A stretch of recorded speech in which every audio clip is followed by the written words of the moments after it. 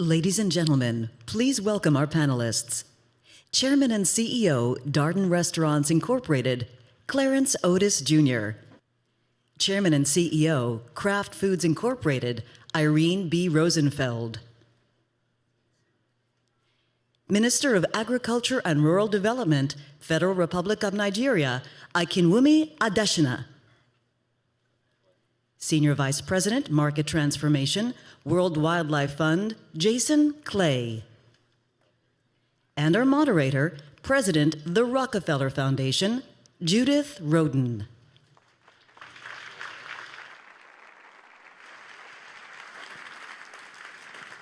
We've got a great panel in store for you this morning. I know we've already had quite a lively morning, and I thank you all for being here. Think of this statistic. Given the fact that population is expected to increase by about 2 billion more people, we will need 2.5 times the amount of food produced in the next 90 years than in the prior 8,000 years.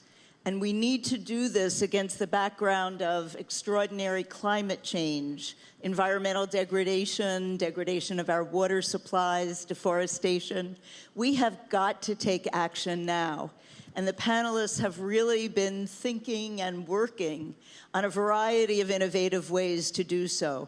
Clearly, the problems are different in the developed and the developing world, and there are many interventions that involve all of the actors in both, whether it's government, the private sector, civil society, funders of all sorts. And in the developing world, the challenges really continue, not only to maintain food security, but to increase nutrition and minimize waste, and to really encourage people to think about the production and productivity of our food supply.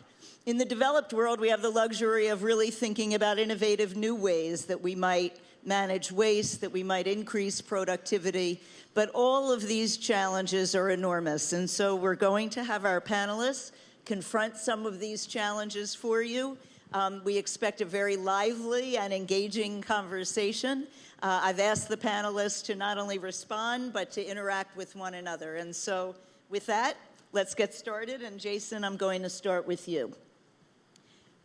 Domestic production and international trade determine food availability. And yet all of the issues that I just described and so many others are challenging both productivity and our mechanisms of trade, and indeed how we think about whether there should be exports as food security within a country becomes problematic. So how are you thinking about this set of issues and the kinds of value chain issues that both productivity and trade require us really to address? So we have to produce more with less. Unless we want to see agriculture and food production sprawl all over the planet, and we're going to double food production by 2050, we've got to do it on the same land, with the same water, with the same inputs. That's kind of a given. Some places are better to produce food than others. They have comparative advantage to produce different kinds of crops. We need to double down in those places, and trade is going to be essential to move this food around. So trade is going to be important, but productivity is essential, I think, and sustainability. Are we using the land sustainably? 70% of farmers today lose more soil each year than they produce. That's not viable going forward, and it's certainly not viable producing more with less on the same land. But here's the other issue. We have an end in sight in population. 2050, it's going to be about 9.4 billion. 2100, about 10. It's going to peak about then, and it's going to start dropping. We have 80 countries last year that grew at 5% or more. 80 countries. Where is the global recession? They're consuming more. They're consuming more animal protein. And this is really going to have to fuel both demand. We don't have an end in sight right now for consumption. Where is all this food going to come from? So that's the big issue. 8 countries today produce 65 to 85% of all the oil seeds and cereal grains that feed the world in terms of international trade. 4 of those had a drought this year. What does that mean for food security going forward? And that's just about availability. Affordability is another whole issue. Half of farmers on the planet today can't feed their own family. people in cities that are poor can spend 70% of their money and not have enough food. So this is just kind of the backdrop, I think. Great. Mr. Minister, we know that for smallholder farmers to be productive, it requires both the right inputs and the right incentives. What is Nigeria doing on those two issues, and how are you thinking about it as the new minister, relatively new minister of agriculture in a great country? Well, thanks very much, Judith. I think Judith and I used to work for Judith years ago at Rockefeller Foundation. But as Minister of Agriculture in Nigeria, I think the fundamental thing I want to say first is that agriculture has the greatest potential to get millions or more people out of poverty than anything else that I know. And for that to happen, you really have to rapidly raise agricultural productivity. But trying to do that also requires that we change our mindset about agriculture. When I became Minister of Agriculture in Nigeria, I had a challenge in the sense that Nigeria was at the time in the 60s one of the largest food producers in the world. We were major exporters of shelled granules. In fact, more than the United States. We accounted for 47% of global production of shelled granules at that time. Now, we've been overtaken by United States, Argentina. If you take a look at palm oil, for example, Nigeria at the time was 27% of global production. Today, we're down to roughly about almost 0%. Now, I can say the same also for cocoa. I mean, we have here, Kraft, and we're going to talk about that. But Nigeria accounted for 18% of global production of cocoa. And today, we are no more than 8%. So fundamentally, to turn agriculture around for me is that we must take agriculture out of the development realm. It's not a development activity. Agriculture is a business. Whether you're in the seed business, whether you're in fertilizer business, whether you're adding value, you're processing, you're transporting, you're trading, it's a business. And that's the fastest way in which you can unlock that growth. So in Nigeria today, agriculture is being treated as a business. Now, let me take the case of inputs, for example. In Nigeria, fertilizers have always been bought by government and distributed by government. And as a result of that, it basically displaces the private sector, and the private input markets are not very well developed. Now, what is really sad about it was that no more than 11% of all that fertilizer bought and distributed by government actually gets in the hands of the poor farmers. And so fertilizer develops hands and legs and walks away, from the poor farmers and gets in the farms of the rich guys, gets traded into other countries, and people are making a lot of money. It was a very, very corrupt system. So as a minister, we had to take that on, because unless I can ensure that our farmers get access to improved seed and fertilizers, we cannot raise that productivity.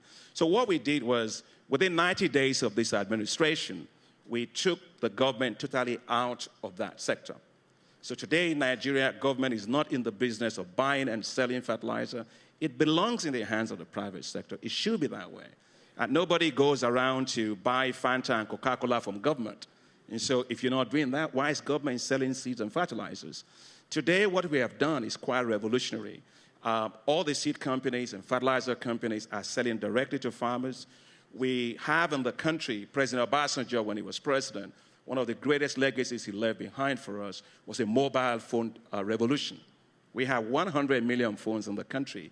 And so we took the mobile phones and we registered our farmers, and we had biometric information, and then we are providing subsidies for our farmers via their mobile phones. We set up an electronic wallet system, so we know who is getting the inputs, we know when they are getting it, we know how much they are getting, we can track the payments, we remove the corruption out of the system and make it much more transparent. So I think what I want to say is that as we go forward, farmers must have access to inputs, quality inputs, and they must be able to afford it. And fundamentally, is that we must take agriculture out of that development realm that we've been used to for so long and really put it into an investment realm to be able to unlock the power of agriculture to create job and wealth. Irene, this is a perfect segue to you. It is worth applause. It's a pretty amazing intervention, Hakeem.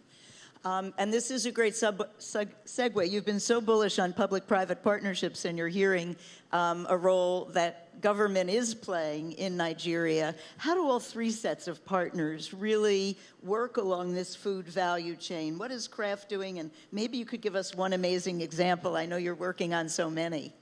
Well, I think as you hear from the previous two speakers, the enormity of the problem is clear. And so this is a problem that requires a set of very complex solutions. And so I think the opportunity for creating public-private partnerships is a way to engage all stakeholders, to engage business, to engage governments, to engage civil society, where each of us can bring our expertise to the task. And I think in the case of business, we bring great expertise with respect to innovation, with respect to research and development.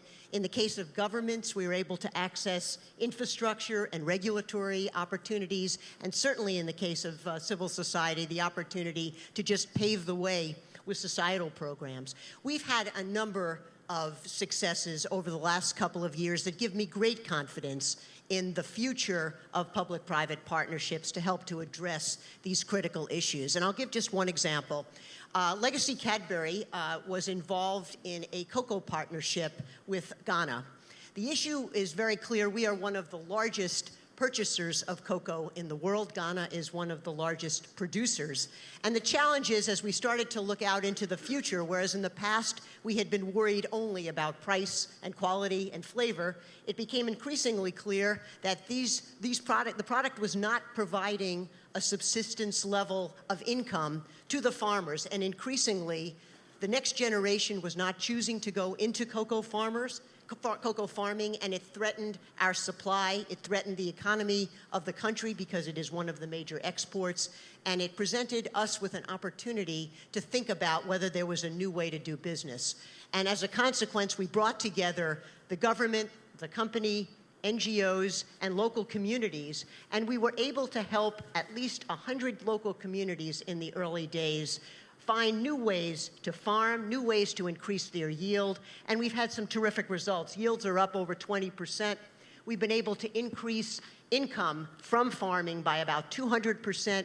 We've been able to help these small leaseholder farmers increase the premiums that they get for their crops, and altogether that has created a fabulous cycle of investment and opportunity. And there are many other examples of that, but I think the simple message that the opportunity to marry public and private interests and partner together to solve these issues is alive and well, and I think we have some tangible evidence of the success. Fantastic, thank you.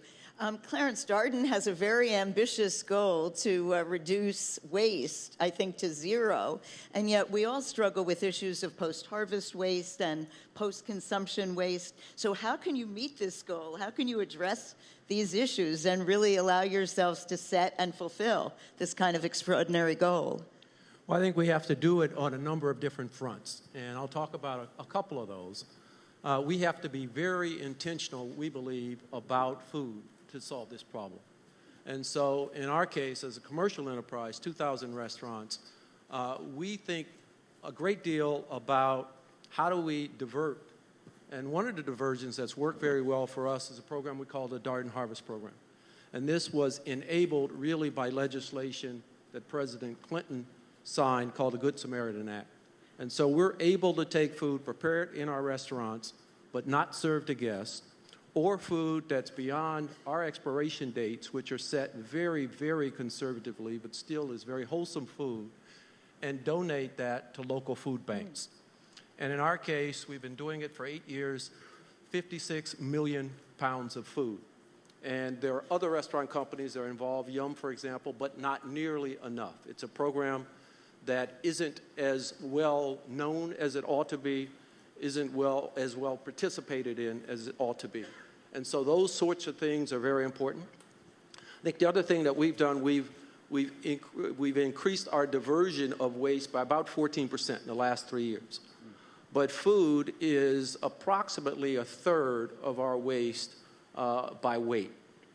And the challenge we have there is really that when it comes to composting, commercial composting that really is practical for us with that kind of dispersed store base is only available in about 5% of the places where we do business. And so we, in the West, have to be much more conscious of how we handle food. I could go on. The other part I think that's very important is how we shop for food. We have to think harder about that. In a place like New York, it's different. But in much of the country, people are shopping for food once a week. And the waste eating in the house is very, very high. it's comparable to what we see in the restaurants. Great, and great ideas for us to think about individually as well as what a terrific business is doing. Akin, I had the pleasure of visiting you last month in Nigeria, and you were very bullish about cassava and turning a rural food staple and really subsistence crop into a cash crop. Can you tell us why you wanted to do that and what the idea is here?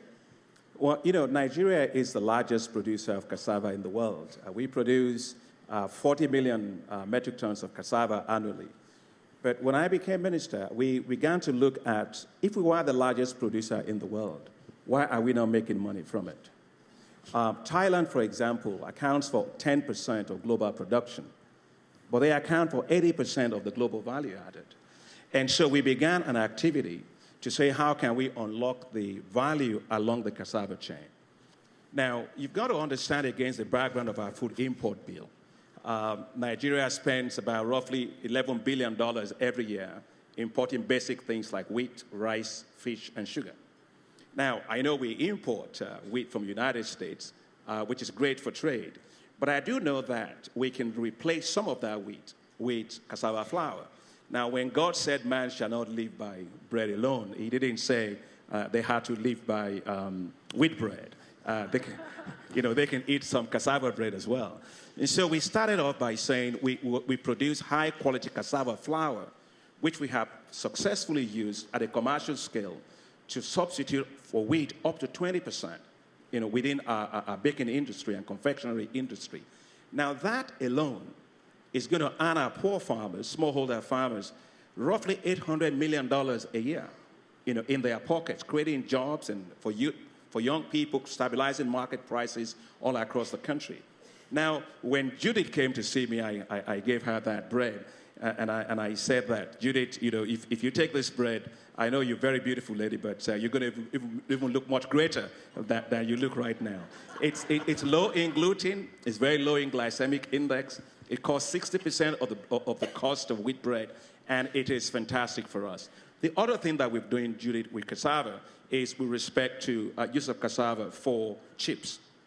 This year, we started exporting from Nigeria 1.1 million metric tons of cassava chips to China, and that's going to earn our farmers roughly $136 million US. And so it's again creating opportunities. Now, take a look as well as today when you have to talk about glucose. We can actually make from cassava high fructose cassava syrup, which you can use to replace some of the sugar that you're actually importing. And of course, ethanol is a big issue. We have a U.S. investor that is planning to put in $6 billion into Nigeria to make ethanol. Now, President Obasanjo, who is a mutual, he's a friend, of course, a father for me, he led a cassava transformation work in Nigeria. Today, we are making cassava not the crop of a poor person, but we're creating value for that cassava. And I think that transformation is so crucial for us. Please, Claire. So it seems to me that we know where population and consumption are going to increase. I mean, Africa is going to have huge population increases, consumption increases, but we're still focusing on crops that are grown primarily in temperate areas.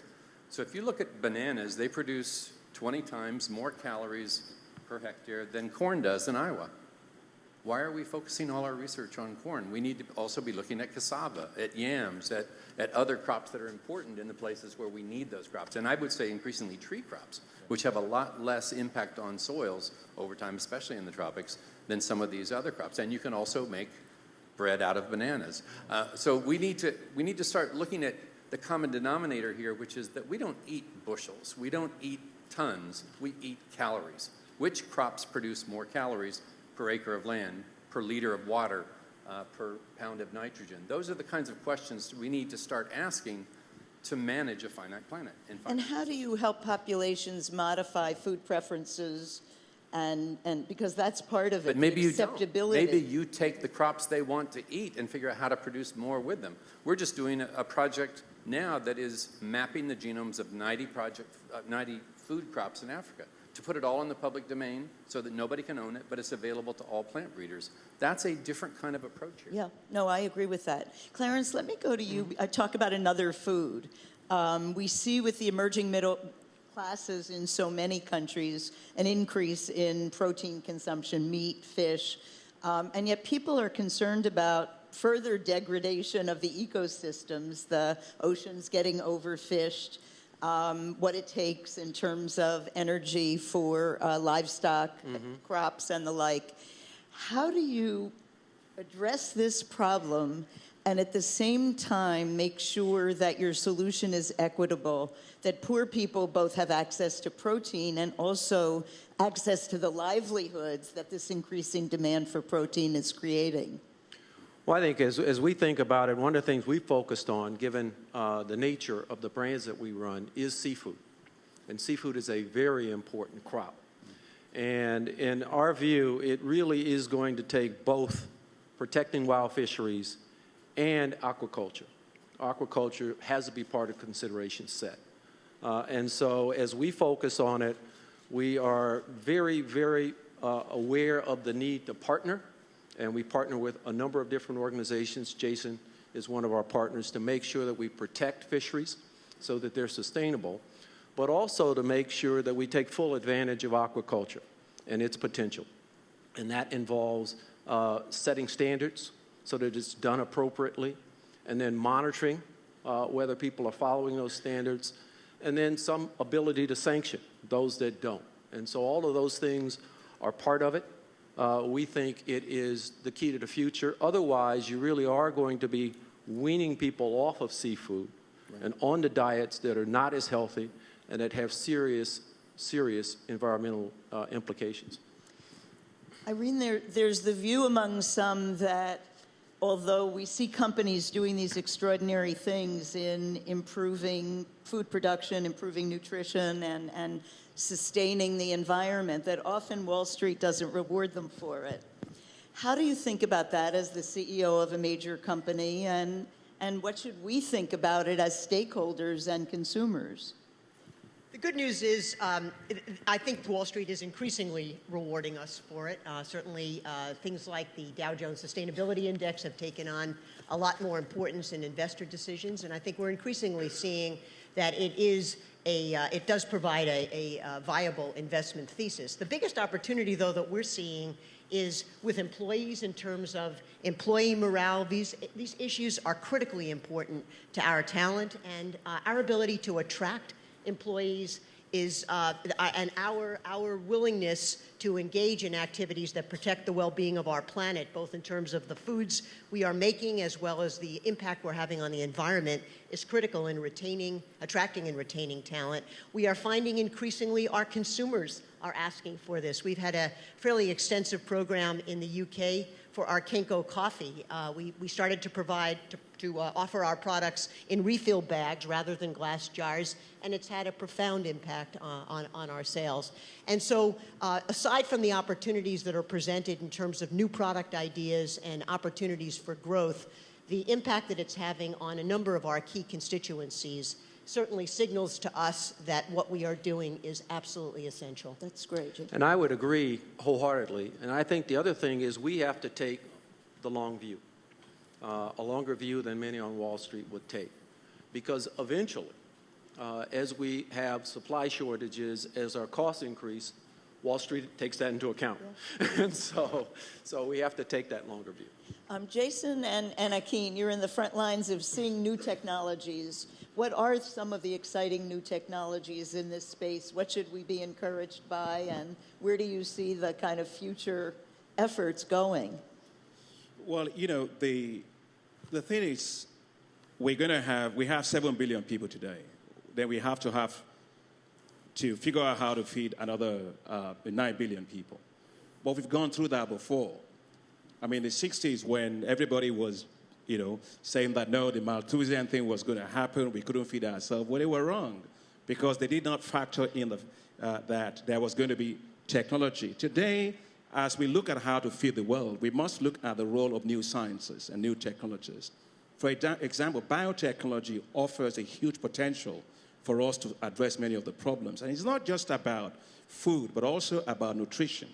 And I think that if you look at what has been done in terms of biofortification, today we have released in Nigeria provitamin A cassava that actually gives you enough amount of vitamins for your daily allowances. We have also released in Nigeria quality protein maize, which again has high quantities of protein also in it. There is sweet orange flesh sweet potato, which again has a lot of beta carotene in it. So the potential for biotechnology is immense, and I think biotechnology gets a bad rap most of the time because people think about it in terms of genetic engineering, but in terms of biofortification, it's huge. And I think the other technology that we must actually take great advantage of is the mobile phone technology that I talked about. Because the climate is changing, farmers have to have information about climate, they must have information about markets, and they must have information about extension. And so I think that small technology in their hand, that mobile phone, is perhaps going to be the most powerful tool for them to be able to adapt in a rapidly changing environment. But I would say the barrier is not the technology as much as it is education. I mean, until such time as the governments of these key countries are more receptive to some of these biotechnologies, it makes it increasingly difficult for us to access them even when they're available. Jason? So, since you've talked about genetics, which I don't think we can take off the table, let's talk about some other things. We waste 1 out of 3 calories everywhere on the planet. Developed countries, developing countries. We've got to do better. We would have to produce half as much new food if we eliminated waste. And that has impacts on water and greenhouse gas emissions and soil erosion and all kinds of things. It's a compounding factor. It takes 1 liter of water today on average to produce 1 calorie of food. We've got to do better. Half a liter, 2 calories. That would be a quadrupling of productivity. We need to start measuring what matters. Soil erosion matters, water matters, land matters, habitat conversion matters if we want a planet with biodiversity and ecosystem services. But it's also about old technologies. The better farmers on this planet produce 100 times more than the worst farmers. Why can't we transfer the existing technologies quicker, better, faster, more thoroughly across the board? That's where the biggest gains are. It's not helping better farmers access certified markets and great markets. It's moving the bottom. The bottom 10% of producers cause 50% of the impacts we care about, and they produce half or a quarter as much as their colleagues do on the other end of the spectrum. The private sector can move the top.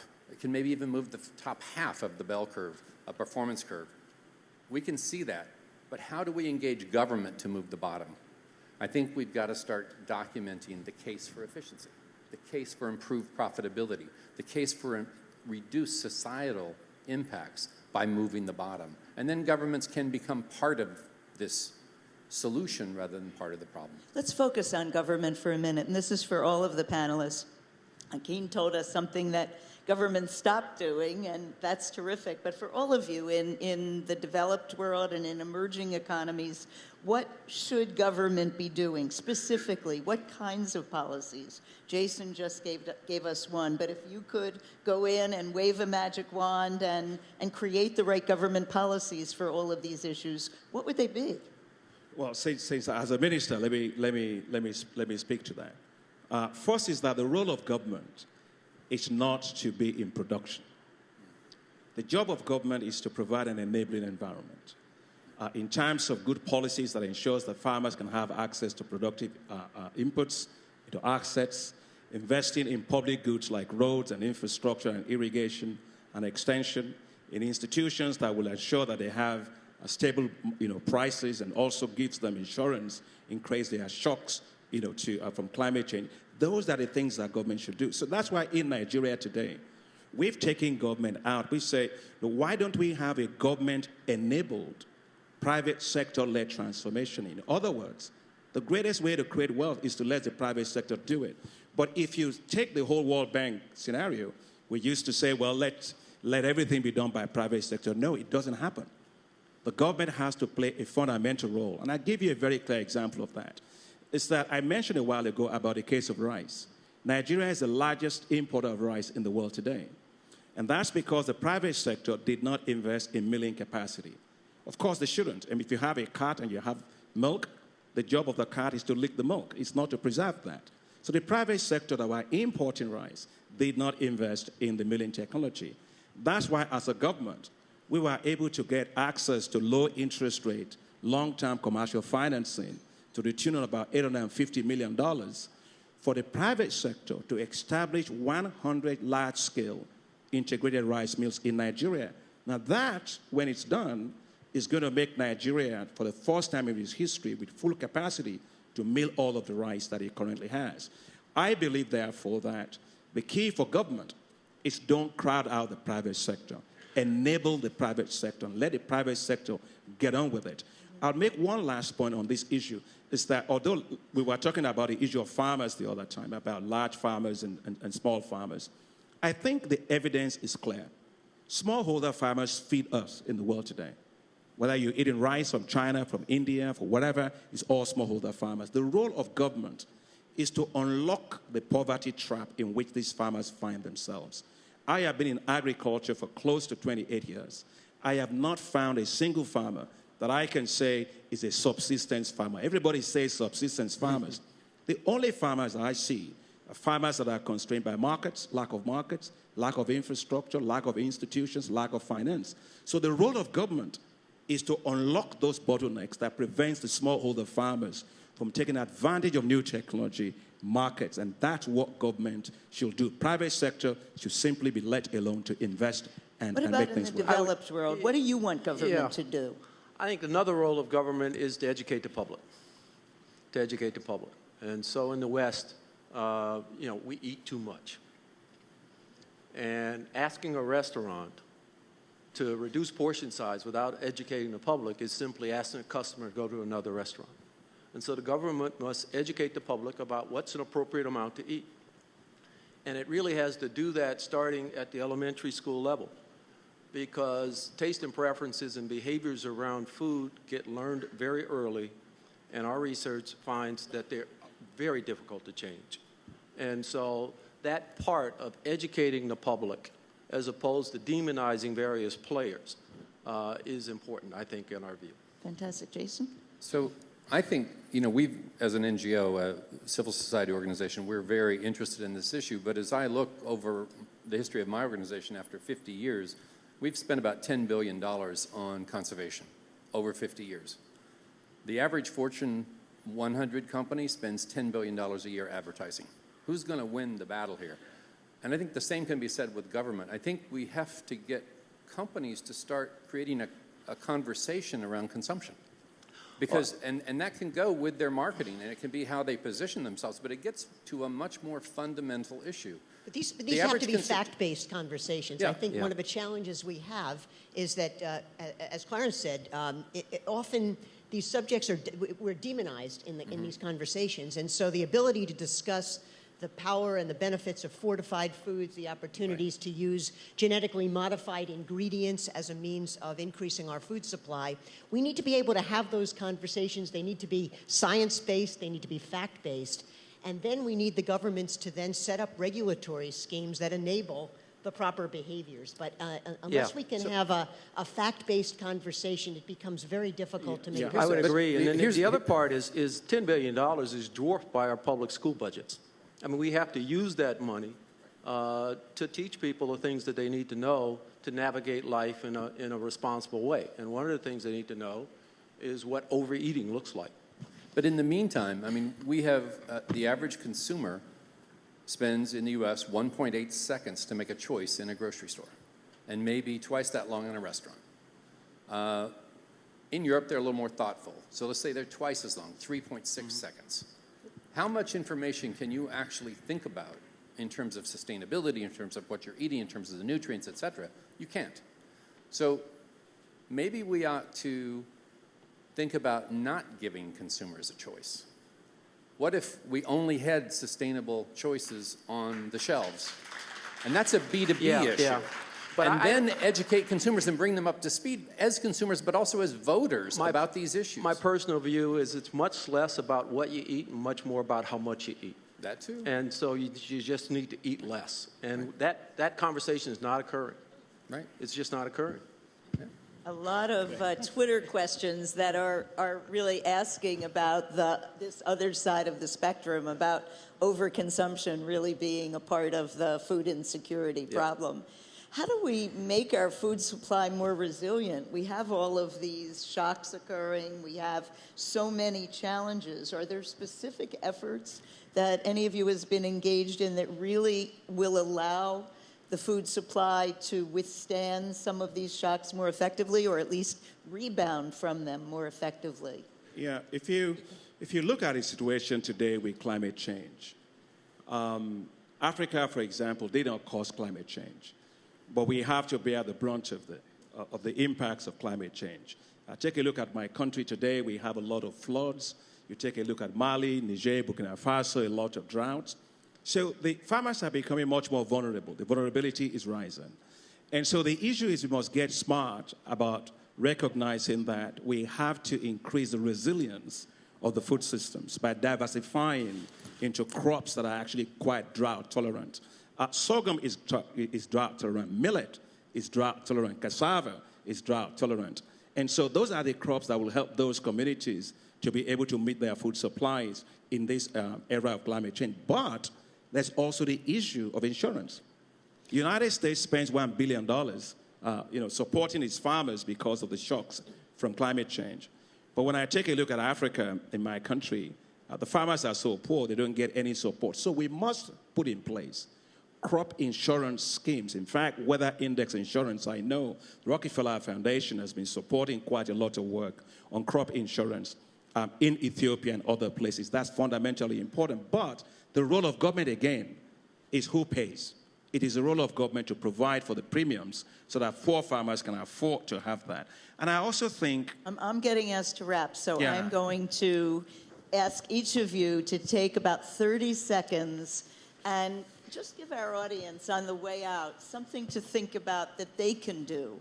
What's one action-oriented activity that you'd like to recommend the people, these are the best of the best, what should they be thinking about doing? 30 seconds. Clarence? Well, I think we have to look at each of these issues in a very holistic way. I think too often we find ourselves focused on a particular dimension. And I think the theme of this particular annual meeting is appropriate. I mean, we have to look beyond today's challenges. And at each of these dimensions, imagine what the end state looks like, what success looks like. And so what can we do to help get us there? And worry a lot less about the obstacles and much more about enabling that future state. I just build on Clarence's point. I think holistic solutions are essential. I think multi-stakeholder involvement is essential because none of us is as smart as all of us together. But I would like to come back to this food security issue. I think without a doubt focusing on more robust crops and more robust farming techniques is essential. But I also think looking closer at our supply chains. We waste a lot of food from farm to fork, and the opportunities to look much more holistically on an end-to-end basis at our supply chains is an area that we as a company have found quite enlightening, and I would encourage any of you involved in food production to think about that as an opportunity. I think it's all about, for me, the triangle of transformation. It's that we must get the technologies in the hands of the poor farmers. And we must also get the markets right. Because when the markets work for them, then they use the technologies. And finally, is the issue of financing. I think Governor Romney was talking about this earlier this morning about this issue. Africa is not poor in terms of resources. What we need to do is get smart about using development finance, in my view, to leverage the commercial banks in Africa to invest more in agriculture. Today, less than 2% of total bank financing in Africa goes into agriculture, a sector that accounts for 70% of the population in terms of employment and over 40% of GDP. So I really think that we must combine that technology, markets, and finance. And if you get those three things right, I think the transformation for agriculture to unlock wealth is going to happen. Jason, the last word. So I think at an individual level, people should waste less. They should think about it. Food should be more thoughtful. Sell-by doesn't equal throw-by. You know, those kinds of things. At a more global scale, I think we really need to take variability much more seriously and begin to figure out how to adapt to weather variability. When 4 of the largest exporters of food have shortages, that affects the entire world. The last time this happened, one country, Russia, cut off wheat exports, and we had the Arab Spring. It was directly linked. What's going to happen when 4 countries cut off exports? We've adapted, so the impact won't be probably as big, but it's still there. And we've got to learn how to adapt much more quickly in a climate-constrained world. Please join me in thanking this extraordinary and compelling panel, and thanks to all of you.